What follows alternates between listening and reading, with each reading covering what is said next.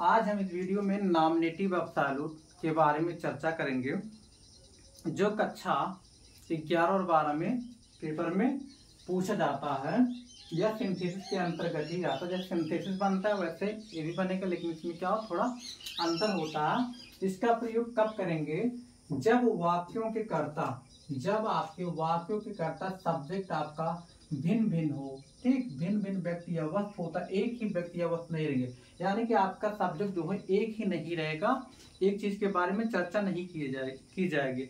और infinitive verb में क्या होता है, उसमें एक के बारे में चर्चा किया जाता है, उसमें सब्जेक्ट एक भी रहता था। ठीक, और क्या होता है, इस प्रकार के वाक्यों के वर्ग से जो होता है, क्या होता है, जो एक कार्य दूसरे के बाद होते हैं उसमें क्या होता है, उनमें कारण अथवा परिणाम का संबंध होता है। उसमें क्या होता है, कारण आता है, कैजुअल रिलेशन, यानी कि दोनों में क्या होता है, कुछ ना कुछ कारण का परिणाम स्थापित करता है। ठीक, और इसमें क्या होता है, जैसे आपका हेल्पिंग वर्ब रहेगा इज, आर, वाज, वेयर, तो इसमें बीइंग का प्रयोग करेंगे। अगर आपका पास्ट पार्टिसिपल रहेगा, पास्ट इंडिपेंडेंट रहेगा, तो हैविंग प्लस V3 का प्रयोग करेंगे।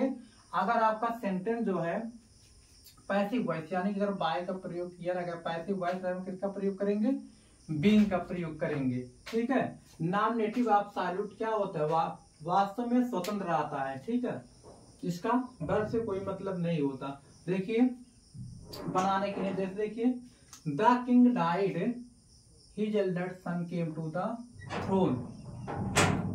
राजा मर गया, his eldest son came to the throne, उसका बड़ा बेटा जो है सिंहासन पर बैठा। ठीक, आया। तो इसमें देखिए द किंग डाइड, राजा का मरना क्या हुआ, यहाँ देखिए डाइड का, और देखिए यहाँ केम टू द सिंहासन क्या होता है, देखिए कार्ड का काम कर रहा है, एक कारण है, इसका क्या है, इसका रिजल्ट है। यानी कि राजा का मरना क्या हुआ, कारण है, उसके पुत्र का बैठना आपका रिजल्ट है। दोनों में क्या हुआ, रिलेशन है, कारण का परिणाम का संबंध हो रहा। अब देखिए हमारा टेंस जो है पास्ट इंडिफिनिट में, किसमें चेंज करेंगे, द किंग है, द किंग ऐसे उतार लेंगे, द किंग। देखिए डाइड, हैविंग का प्रयोग करेंगे, द किंग हैविंग, उसके बाद V3 डाइड है, डाइड लिखा जाएगा, द किंग हैविंग डाइड। दूसरा सेंटेंस, his eldest son came to the, ऐसे इसको उतार लेंगे, हिज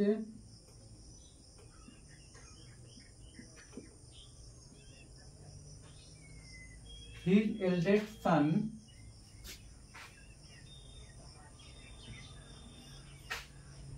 came to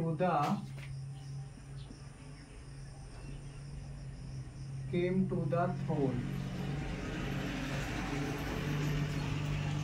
ठीक है, यहाँ देखिए the king having died his eldest son came to the throne. जो आपका पहले काम होगा उससे क्या करेंगे, नॉमिनेटिव एब्सोल्यूट बना देंगे। ठीक, दूसरा सेंटेंस देखिए, the soldier arrived the more dispersed. ठीक है, जैसे सिपाही पहुंच चुके थे, क्या है, वो भीड़ जो थी, तो सभी लोग बैठे हुए थे, क्या वो अलग हो गए, यानी कि चले गए इधर उधर।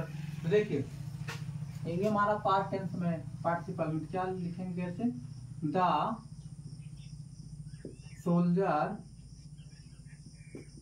देखिए हैविंग प्लस V3, जैसे ऊपर वाला सेम ऐसे भी बनेगा, हैविंग अराइव्ड।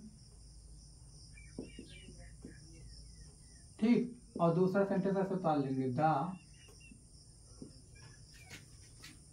मोर डिस्पर्स्ड।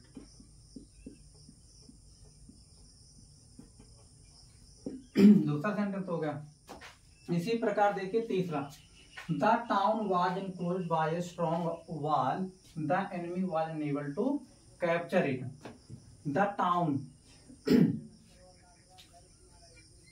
शहर जो था, स्ट्रॉन्ग वॉल मजबूत क्या हुआ, दीवार से घिरा हुआ था, बंद था, इसलिए क्या हुआ, the enemy was unable to capture it, इसलिए क्या हुआ, जो शत्रु थे, ठीक, वो इस पर चढ़ने में असमर्थ थे। ठीक है, तो इसको बना, देखिए पैसिव वॉइस में आपका बाय का प्रयोग किया गया, इसमें क्या करेंगे, हैविंग लगेगा प्लस आपका बीन का भी प्रयोग होगा। अगर आपका पैसिव वॉइस में रहेगा तो बीन का प्रयोग किया जाएगा।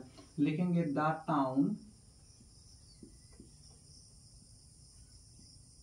टाउन देखिए हैविंग द टाउन, हैविंग, उसके बाद been, been enclosed, enclosed by a strong wall. उसके बाद दूसरा सेंटेंस क्या करेंगे, दूसरा सेंटेंस ऐसे उतार लेंगे, द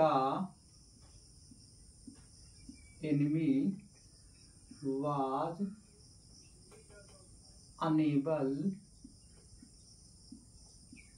अनेबल टू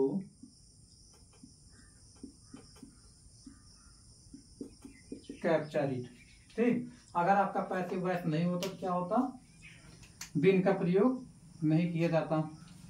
अगला सेंटेंस देखिए,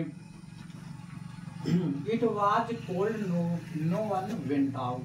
ठीक, यानी क्या हुआ, इट वॉज कोल्ड या बहुत ठंडा था, नो वन वेंट आउट, कोई बाहर नहीं गया। यानी मतलब क्या हुआ, मौसम ठंडा था, इसके लिए क्या हुआ, कोई बाहर नहीं गया।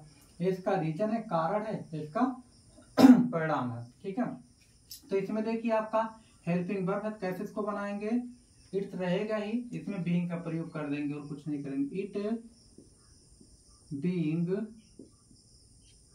कोल्ड, इट बीइंग कोल्ड, दूसरा सेंटेंस क्या करेंगे, ऐसे उतार लेंगे, no one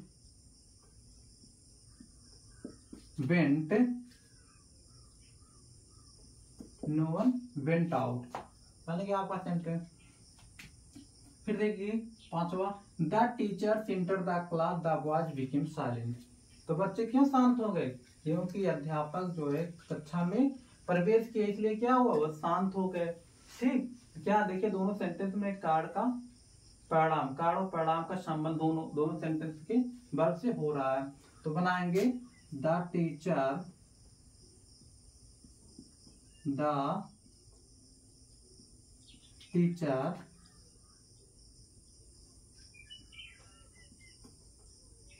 entered the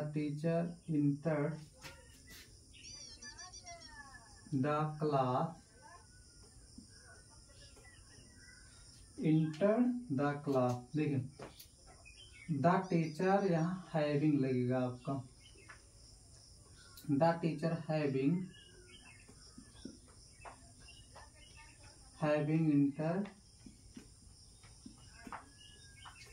entered the class,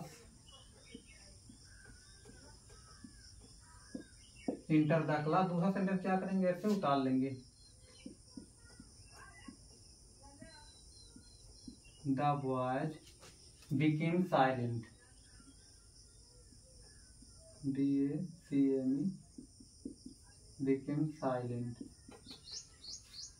अगला सेंटेंस देखिए, it was a holiday we did not go to school. ठीक, इट वाज छुट्टी थी, इसलिए क्या हुआ, स्कूल नहीं गए। स्कूल क्यों नहीं, क्योंकि छुट्टी थी। ठीक है, क्या लिखेंगे, इट्स रहेगा ही, हेल्पिंग वर्ब है, इट बीइंग कर देंगे, इट बीइंग अ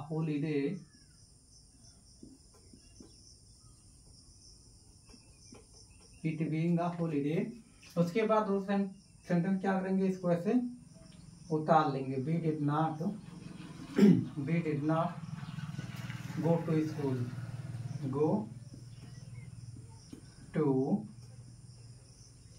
स्कूल। फिर अगला सेंटेंस देखिए, the bell rang the school closed. ठीक, घंटी बजी, स्कूल बंद हो गया। ठीक है, the bell having rang, the bell having rang, दूसरा सेंटेंस ऐसे उतार लेंगे, the school closed, the school closed. देखिए आठवां sentence, the sun rose the fog disappeared. ठीक है, सूरज निकला डिसअपेयर्ड। और क्या हुआ, कोहरा गायब हो गया। देखिए कोहरा क्यों गायब हुआ, क्योंकि सूरज निकला। जब सूरज निकला क्या, कोहरा ऑटोमेटिक गायब हो गया। इसका रीजन हो गया, इसका रिजल्ट हो गया। तो क्या करेंगे, पास्ट टेंस में भी है, लिखेंगे, यहाँ देख लेते हैं, द सन रहेगा ही आपका। उसके बाद हैविंग V3, ठीक है, हैविंग रोज का rise rose risen, having rise rose risen, ठीक। The sun having risen. उसके बाद उस सेंटेंस से उतार लेंगे, द फॉग डिसअपेयर्ड।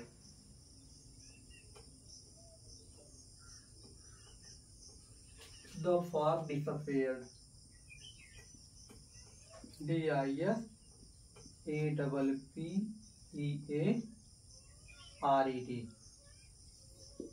ठीक। The sun having risen, the fog disappeared, ठीक है। बस आज के टॉपिक में इतना ही।